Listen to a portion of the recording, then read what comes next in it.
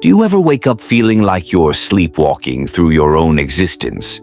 Like every day blends into the next in an endless cycle of obligations, responsibilities, and routines that feel completely disconnected from who you actually are. You check all the boxes society has laid out for you: work, relationships, social media presence, weekend plans. Yet underneath it all, there's this gnawing sensation that you're living someone else's blueprint for life, not your own. Maybe you've tried to rationalize this feeling away. Perhaps you've convinced yourself it's just stress, or quarter-life crisis, or midlife malaise. Maybe you've even sought professional help, only to be told you need better work-life balance or stress management techniques. Pills for sleep, pills for focus, pills to numb the persistent voice inside that keeps whispering, "This isn't it. This isn't your life." But what if that voice isn't your enemy? What if it's your greatest ally? Carl Gustav Jung, the revolutionary Swiss psychiatrist who fundamentally changed how we understand the human psyche, believed that this internal restlessness isn't a bug in the system.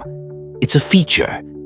It's your unconscious mind desperately trying to redirect you toward your authentic path before it's too late. Jung spent decades studying why so many people feel fundamentally disconnected from their own lives. His conclusion was radical. Most of us aren't living our lives at all. We're living the lives our families expected, our culture demanded, our fears dictated. We've become experts at existing while remaining complete strangers to ourselves. This video isn't for those seeking quick fixes or life hacks. This is for those who are tired of feeling like actors in a play they never auditioned for. For those ready to confront the uncomfortable truth that the life they've built might not be the life they were meant to live. Because according to Jung, the path to stopping the waste of your existence begins with a single, terrifying realization. You must be willing to psychologically die before you can truly begin to live. If you've stayed with me this far, something inside you already knows that the emptiness you feel isn't a character flaw.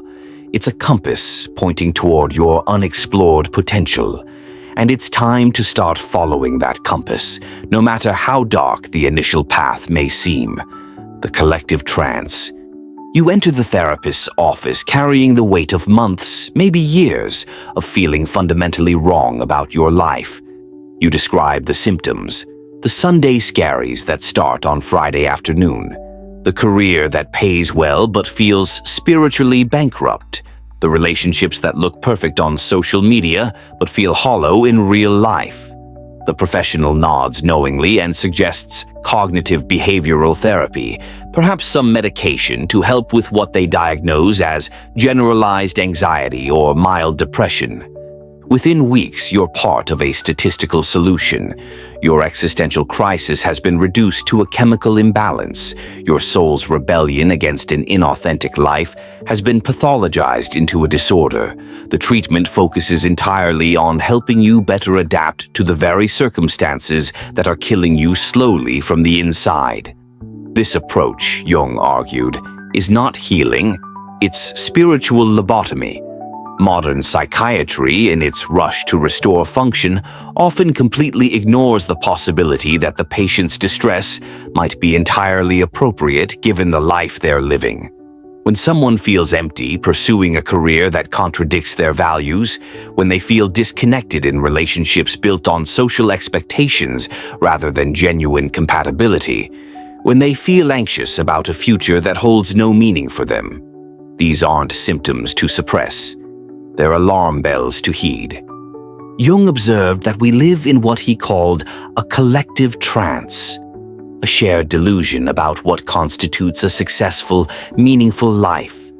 This trance tells us that happiness comes from external achievement, the right job title, the right income bracket, the right relationship status, the right possessions. It promises that if we just climb high enough on the ladder, we'll eventually feel fulfilled. But Jung noticed something troubling in his most successful patients. Often those who had achieved everything the collective trance promised, wealth, status, recognition, were among the most psychologically tormented. They had reached the mountaintop only to discover it was the wrong mountain entirely. Their success in the external world had come at the cost of complete disconnection from their inner world. The medication allows you to tolerate the intolerable. The therapy helps you function within dysfunctional systems, but neither addresses the fundamental question: what if the life you're trying to fix isn't worth living in the first place? What if your symptoms are not signs of illness, but signs of sanity? Your psyche's natural response to a fundamentally unnatural way of being. Jung believed that true healing requires something far more radical than symptom management. It requires what he called individuation, the process of becoming who you actually are rather than who you've been conditioned to be. But this process, he warned, is not for the faint of heart. It requires confronting every lie you've told yourself about who you are and what you want. It requires dismantling the false self you've constructed to win approval and face the terrifying possibility that your authentic self might not be acceptable to others. And this brings us to the heart of why so many people remain trapped in lives that don't fit them. The process of waking up from the collective trance is inherently lonely, uncertain, and requires sacrificing the security of conformity for the uncertainty of authenticity, the architecture of self-betrayal. Think about your childhood for a moment, not the highlight reel of birthdays and holidays, but the subtle daily training you received about who you needed to be to earn love, approval, and safety. Maybe you learned that your emotions were inconvenient, that your natural interests were impractical, that your intuitive responses to people and situations couldn't be trusted. Jung understood that most of us undergo a systematic betrayal of our authentic selves long before we're old enough to recognize what's happening. Well-meaning parents, teachers, and social institutions shape us to fit into existing structures rather than to develop our unique potential. We learn to prioritize external validation over internal knowing, social acceptance over personal truth. This process creates what Jung called the persona, the mask we wear in social situations. The persona isn't inherently problematic. We all need social masks to function in different contexts. The problem arises when we forget we're wearing a mask, when the persona becomes so dominant that we lose contact with the authentic self underneath. You might recognize this in your own life. The version of yourself at work feels completely different from who you are with close friends, which feels different from who you are alone. But which one is real? Jung would say they're all partial truths, but none of them represents your whole self. The whole self includes not just the socially acceptable parts of your personality, but also what he termed the shadow, all the aspects of yourself you've learned to reject, deny, or hide. The shadow contains your anger, your selfishness, your sexuality, your ambition, your darkness. All the human qualities that don't fit the image of who you think you should be. Most people spend enormous energy trying to maintain separation between their conscious identity and their shadow. But Jung discovered this separation is what creates psychological suffering. When you reject parts of yourself, those parts don't disappear. They go underground. They influence your behavior in ways you don't recognize. You might find yourself inexplicably attracted to people who embody qualities you've disowned in yourself. You might have sudden outbursts of emotion that seem to come from nowhere. You might sabotage your own success because part of you knows that the success you're pursuing isn't aligned with your whole self. The modern world amplifies this fragmentation because it rewards specialization, consistency, and predictability. We're encouraged to choose a single identity, a career, a personality type, a lifestyle, and stick with it. But Jung recognized that human beings are inherently complex, contradictory, and multifaceted. Trying to squeeze the fullness of human experience into a single, coherent identity is like trying to capture the ocean in a teacup. This is why so many people feel like they're living fragmented lives. They've learned to express only certain parts of themselves in certain contexts, leaving vast territories of their inner world unexplored and unexpressed. The result is a chronic sense of incompleteness, a feeling that something essential is missing from their experience of being alive. Jung's radical proposition was that psychological health requires integrating all parts of yourself, not just the pretty, socially acceptable parts, but the messy, difficult, shadow parts as well. This integration doesn't mean acting on every impulse or abandoning all social conventions. It means acknowledging the full spectrum of your humanity and finding ways to honor your complete self rather than living as a partial person.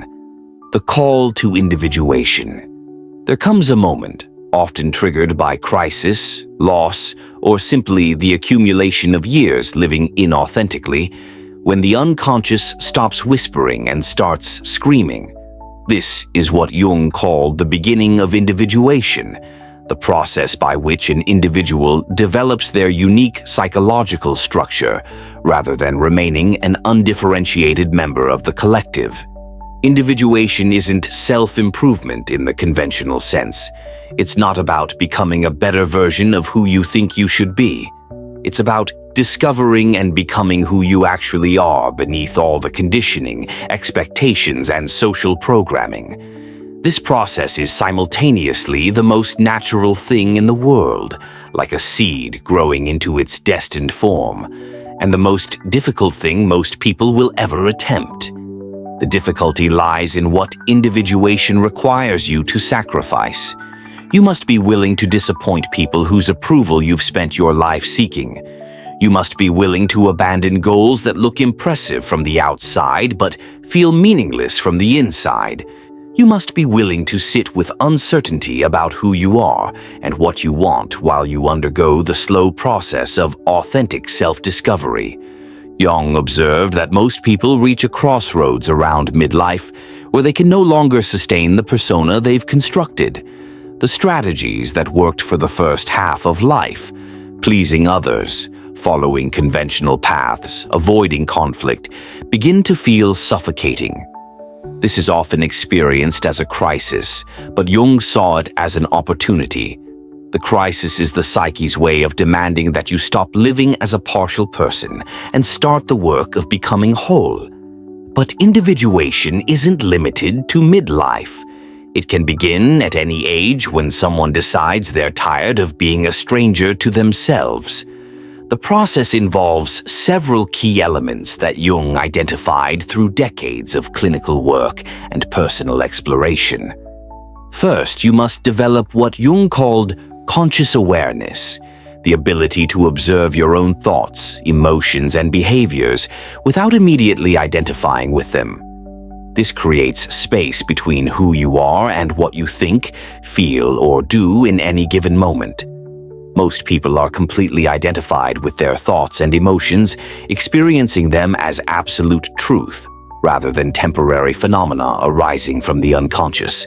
Second, you must begin the work of shadow integration, acknowledging and accepting the parts of yourself you've learned to reject. This doesn't mean acting on every shadow impulse, but it does mean stopping the exhausting work of trying to be someone you're not. When you accept your anger, you stop being controlled by it. When you acknowledge your selfishness, you can make conscious choices about when to be generous and when to protect your own interests. Third, you must learn to differentiate between your authentic desires and the desires that have been implanted by family, culture, or social conditioning. This requires developing what Jung called active imagination, the ability to dialogue with your unconscious through dreams, fantasies, art, or meditation. Your unconscious knows who you are and what you want, but it speaks in symbols and images rather than logical arguments. Finally, you must find the courage to live according to your authentic nature, even when it conflicts with external expectations. This is perhaps the most challenging aspect of individuation because it often requires making choices that others can't understand or support. You might need to leave a career that doesn't fit, end relationships that drain your energy, or pursue interests that seem impractical to others. Jung warned that individuation is a lonely process, not because you'll necessarily be alone, but because you'll be living according to an internal compass that others may not recognize or validate. You'll have to trust your own judgment even when everyone around you thinks you're making a mistake. You'll have to find meaning in your own experience rather than in external approval. The meaning crisis. Walk through any major city today and you'll see something unprecedented in human history.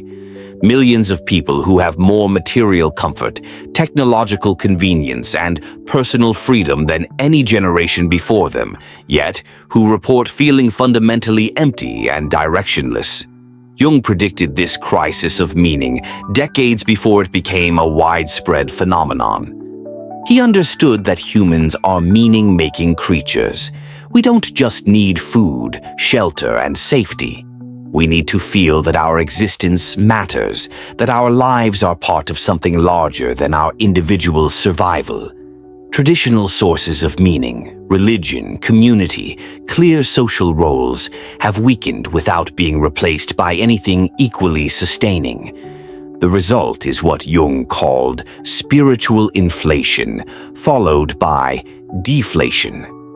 People pursue external achievements believing they will provide lasting fulfillment.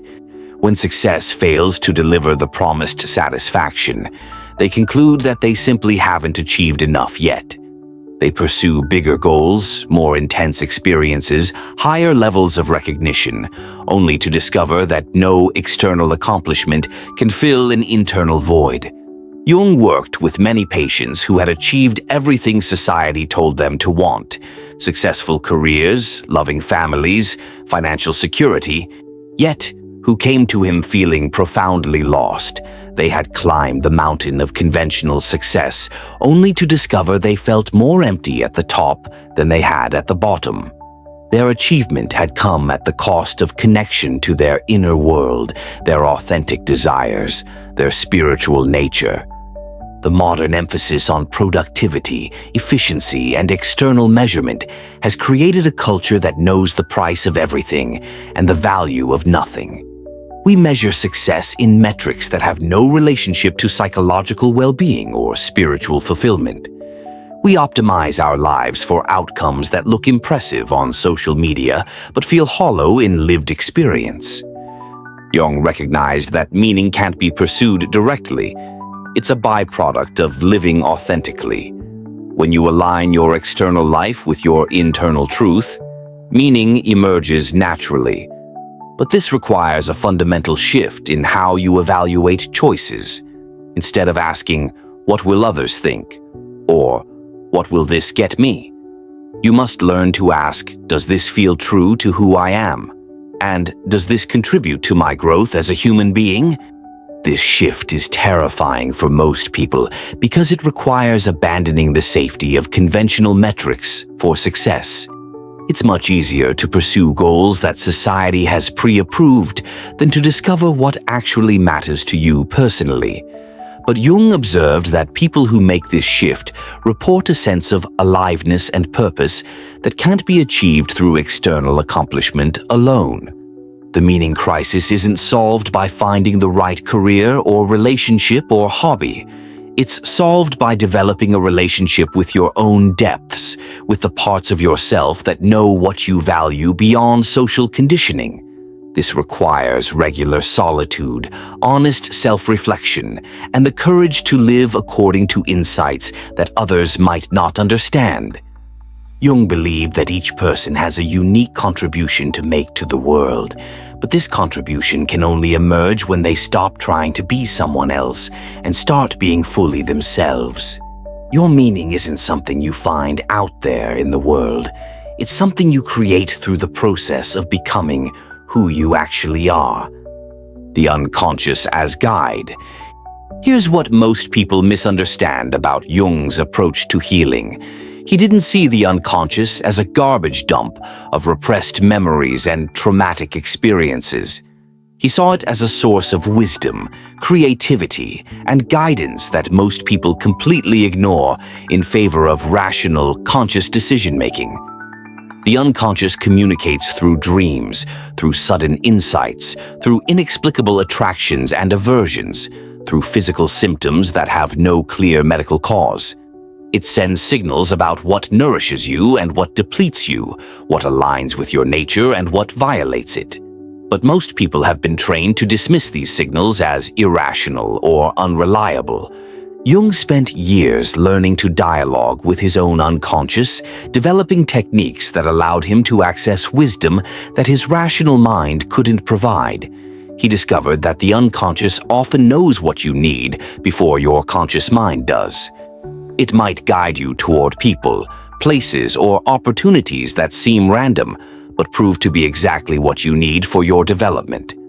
This requires developing what Jung called psychological literacy, the ability to read the symbolic language of your inner world. Your unconscious doesn't communicate in logical arguments or step-by-step instructions.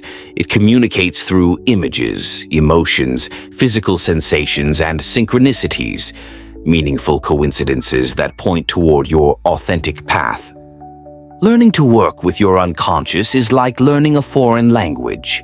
At first, the signals seem random or meaningless, but as you pay attention and develop sensitivity to the patterns, you begin to recognize when you're being guided towards something important and when you're being warned away from something harmful.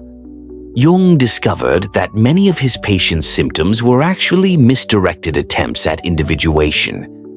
Depression might be the psyche's way of forcing someone to slow down and reflect rather than continuing to live automatically. Anxiety might be a signal that someone is pursuing goals that don't align with their authentic nature. What looks like pathology from the outside might be wisdom from the inside. This doesn't mean that all psychological suffering is meaningful or that professional help isn't sometimes necessary, but it does mean that before you try to eliminate uncomfortable emotions or change unwanted patterns, it's worth asking what your unconscious might be trying to tell you through these experiences. The most radical aspect of Jung's approach is his suggestion that your conscious mind, the part of you that thinks it's in charge, is actually just a small part of your total psychological reality. Most of who you are exists below the threshold of consciousness, and this larger self has access to information and wisdom that your thinking mind can't reach.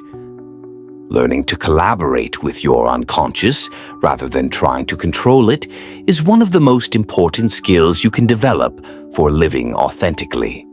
This requires humility, accepting that you don't consciously know everything about what's best for you, and trust in your own deeper wisdom. The price of awakening. Here's what no one tells you about the journey toward authentic living. It will cost you almost everything you currently think you want. Not because the universe is cruel, but because most of what you think you want has been programmed into you by forces that have no interest in your individual development. When you begin to live according to your authentic nature rather than social expectations, you'll likely disappoint people who were attached to the version of you that served their needs. You might lose friends who were only comfortable with you when you were hiding parts of yourself. You might face criticism from family members who interpret your growth as a rejection of their values. You might discover that the career you've built is fundamentally incompatible with who you're becoming. You might realize that the relationship you've invested years in was based on mutual unconsciousness rather than genuine compatibility. You might find that many of your goals were actually someone else's goals that you internalized without question. This process of dismantling the false self can feel like death, because in a very real sense it is. The person you thought you were, the life you thought you wanted, the future you thought you were building. All of this might need to be grieved and released before your authentic self has room to emerge.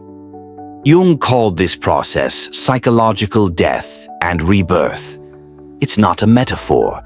It's an actual experience of something ending and something new beginning. The person who starts the journey of individuation is not the same person who completes it. This transformation is so fundamental that it can feel disorienting, even to yourself. But here's what Jung discovered through his own journey and through working with hundreds of patients. The person who emerges from this process is more alive, more creative, more capable of genuine love and meaningful work than the person who entered it. The dismantling of the false self isn't a loss. It's a liberation. When you stop trying to be someone you're not, you discover energy you didn't know you had. When you stop pursuing goals that don't actually matter to you, you can focus on what does. When you stop maintaining relationships based on pretense, you create space for connections based on truth. The authentic self that emerges is both more complex and more simple than the persona you've been maintaining. More complex because you're no longer trying to fit into a single, consistent identity. You allow yourself to be different in different situations while remaining fundamentally true to your core nature. More simple because you're no longer expending energy on elaborate performances designed to win approval. Jung observed that people who complete the individuation process become what he called self-contained. They're less dependent on external validation because they've developed an internal source of worth and direction. They're less reactive to criticism because they know who they are beyond others' opinions. They're less driven by compulsive seeking because they've found what they were actually looking for, themselves. This doesn't mean becoming selfish or disconnected from others. In fact, Jung found that people who have individuated are often more capable of genuine service and love because they're no longer unconsciously using relationships to fill internal voids or prove their worth. The choice point. Right now, as you listen to these words, you're standing at a choice point that will determine the trajectory of the rest of your life. Not because this video has magical powers, but because becoming conscious of your unconscious patterns is always the first step toward changing them. You can choose to continue living as you have been, following the prescribed path, maintaining the comfortable illusions, avoiding the uncomfortable questions about whether your life actually belongs to you. This choice has its benefits: predictability, social approval, the comfort of blending in with the crowd. Or you can choose what Jung called the road less traveled, the path of individuation, of becoming who you actually are rather than who you've been conditioned to be. This choice offers different benefits: authenticity, meaning, the deep satisfaction of living according to your own truth, even when that truth is difficult or inconvenient. But here's what Jung learned through decades of clinical work. You can't choose both. You can't live authentically while maintaining all the comfortable illusions. You can't individuate while avoiding all the difficult conversations. You can't become whole while keeping parts of yourself locked away in the shadow. The middle path, the attempt to change just enough to feel better while avoiding any real transformation, is actually the most painful path of all. It keeps you suspended between two worlds, never fully committed to either, never experiencing the benefits of either complete conformity or complete authenticity. Jung understood that most people will choose the familiar suffering over the unknown liberation. They'll choose the depression they know over the uncertainty of healing. They'll choose the relationships that drain them over the loneliness of solitude. They'll choose the careers that slowly kill their souls over the risk of pursuing work that actually matters to them. But if you've listened this far, you're probably not most people. Something in you is already awakening to the possibility that your life could be fundamentally different from what it is now. Something in you knows that you have gifts that haven't been expressed, depths that haven't been explored, a unique way of being in the world that you haven't fully embodied yet. The question isn't whether you're capable of change.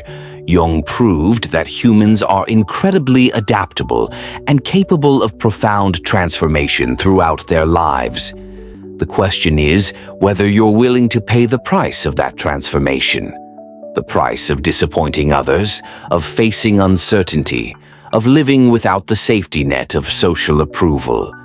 If you're ready to stop wasting your life, not in some dramatic all-or-nothing way, but through the patient, daily work of choosing authenticity over approval, truth over comfort, growth over stagnation, then the path forward is clear. It starts with the simplest and most difficult thing you can do. Start listening to yourself. Start noticing what energizes you and what drains you. Start paying attention to your dreams, your spontaneous thoughts, your physical reactions to different people and situations. Start asking yourself not, "What should I do?" but "What feels true?" Not, "What will others think?" but "What does my soul want?" This isn't about making dramatic changes overnight. It's about beginning the lifelong practice of alignment, gradually bringing your external life into harmony with your internal truth. Some changes will be small and subtle, others will be massive and disruptive, but all of them will be in service of the most important project you'll ever undertake, becoming who you actually are. Jung spent his entire career studying the process of human transformation, and his conclusion was both simple and profound. The greatest tragedy in life is not death, but living without ever discovering who you really are. The greatest joy is not success or pleasure, but the deep satisfaction of expressing your authentic nature in the world. So I'll leave you with the question that Jung posed to every patient who sat in his office, the question that cuts through all the complexity and gets to the heart of what it means to be human. Who are you when no one is watching? Who are you beneath all the roles and expectations and performances? Who are you in the quiet moments when you're alone with your own soul? The answer to that question isn't something you think your way to. It's something you live your way to through the daily practice of choosing authenticity over artifice, truth over comfort, becoming over being. And that practice, Jung believed, is the only work that ultimately matters. If this resonates with you, if something in these words has awakened a recognition of your own potential for transformation, then share your thoughts in the comments below. What's one area of your life where you know you're not being fully authentic? What's one choice you could make today that would align your external life more closely with your internal truth? Because the journey of individuation isn't meant to be traveled alone. We need witnesses to our becoming, companions for the path, people who understand that the most important revolution is the one that happens inside each individual who decides to stop living someone else's life and start living their own. The world doesn't need another perfect person. The world needs you, the real you, with all your complexities and contradictions and unique gifts. Jung spent his life proving that this authentic self is not only possible but essential, not only for your own well-being, but for the healing of our collective human family. And if you're ready to continue this exploration, to go even deeper into the practical applications of Jung's wisdom for modern life, then make sure to watch the next video, where we'll explore the specific practices and techniques that can help you navigate the challenges of living authentically in an inauthentic world. Because this isn't just theory, this is your life, and it's time to start living it.